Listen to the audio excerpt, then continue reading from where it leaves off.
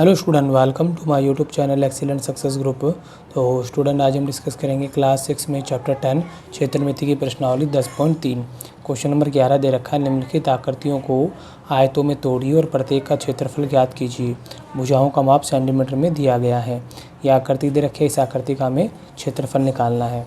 तो क्षेत्रफल निकालने का तरीका क्या है, देखो ये तो अभी तो फिलहाल कोई सी भी आयत, ना तो ये आयत है ना ये वर्ग है, कुछ भी नहीं है। हमें पहले इसको बनाना पड़ेगा।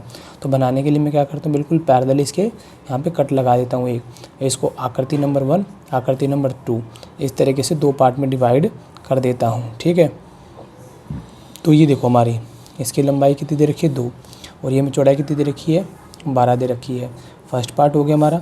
सेकंड पार्ट में देखो ज़रा, ये में कितना दे रखी है लंबाई इसकी 8। अब कई लोगों के दिमाग में आता है 10 भी तो दे रखी है। अरे 10 तो यहाँ से लेके यहाँ तक की लंबाई है, हमें तो सिर्फ यहाँ तक के पार्ट की लेनी है। तो ये 8 होगा, और ये कितना दे रखा है 2 दे ही रखा है। सेकंड पार्ट हो गया। अब दोनों क्या बन गए, एक आयत बन चुके हैं दोनों के दोनों। तो दोनों में आयत का क्षेत्रफल का फॉर्मूला लग जाएगा। यहाँ लिखेंगे आयत का क्षेत्रफल, जिसका फॉर्मूला होता है लंबाई गुणा चौड़ाई। ये इसका फॉर्मूला होता है। हमें लिखेंगे आकृति का क्षेत्रफल, आकृति का क्षेत्रफल।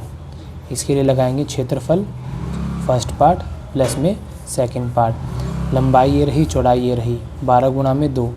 लंबाई ये रही, चौड़ाई ये रही, 8 गुणा में 2, 12 दूनी 24, 8 दूनी 16।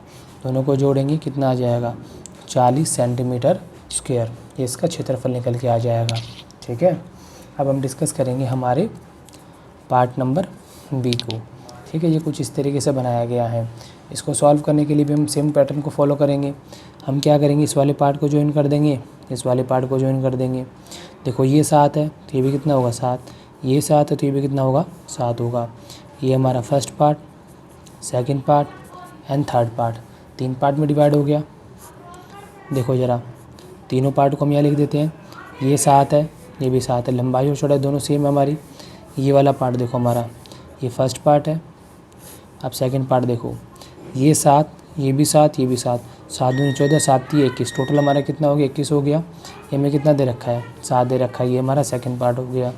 तीसरा पार्ट देखो ज़रा, तीसरे पार्ट में ये 7 7 7 7, लंबाई और चौड़ाई दोनों हमारी कितनी है 7 7 ही है।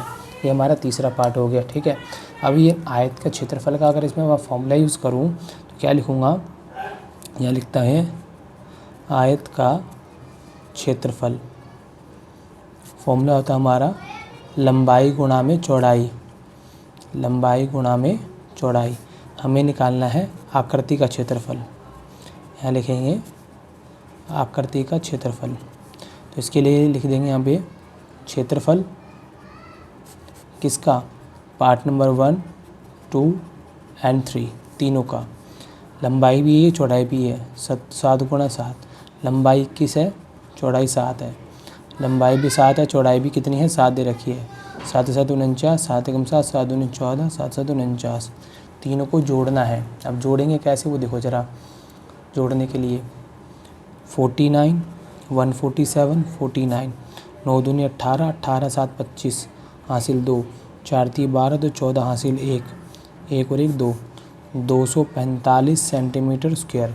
इसका क्षेत्रफल निकल के आ जाएगा। यह हमारा बी पार्ट यहाँ पे कंप्लीट होता है। अब डिस्कस करेंगे सी पार्ट को। सी पार्ट में देखो ये में फिगर बनी हुई है, इसको भी हम क्या करेंगे इसी तरीके से ज्वाइन कर लेंगे। तो ये पार्ट नंबर 1 हो गया, पार्ट नंबर 2 हो गया, पार्ट नंबर 1, पार्ट नंबर 2। ये कितना दे रखा 1 दे रखा है। देखो ये यहाँ से लेके यहाँ तक कितनी दे रखी है 4 दे रखी है। सेकंड पार्ट तो निकल के आ गया। फर्स्ट पार्ट देखो, लंबाई दे रखी है 5, चौड़ाई दे रखी है 1। अब कईयों के दिमाग में आएगा 2 और 2 भी तो दे रखे हैं। अरे यहाँ से लेके यहाँ तक की 2 है और यहाँ से लेके यहाँ तक की 2 है, टोटल 5 नहीं है। अगर 5 निकालें तो कैसे निकलेगी 1 है, तो ये भी कितनी हो जाएगी 1। 2 + 1 3 और 2 5, टोटल 5 के बराबर आ गई। ये फर्स्ट पार्ट हो गया। दोनों ही आयत है, आयत का क्षेत्रफल लगा देंगे। यहाँ लिखेंगे आयत का क्षेत्रफल। फॉर्मूला लग जाएगा लंबाई गुणा चौड़ाई। यहाँ लिखेंगे आकृति का क्षेत्रफल।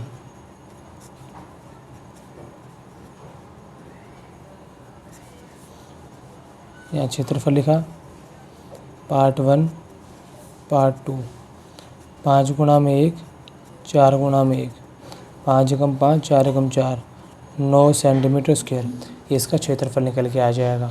इसी के साथ ये क्वेश्चन हमारे यहीं पे कंप्लीट होता है। उम्मीद करता हूँ स्टूडेंट आपको क्वेश्चन समझ में आ गया होगा। अगर आपको वीडियो पसंद आए तो वीडियो को लाइक करें, शेयर करें, कमेंट करें और इस चैनल को ज़रूर सब्सक्राइब कर लें।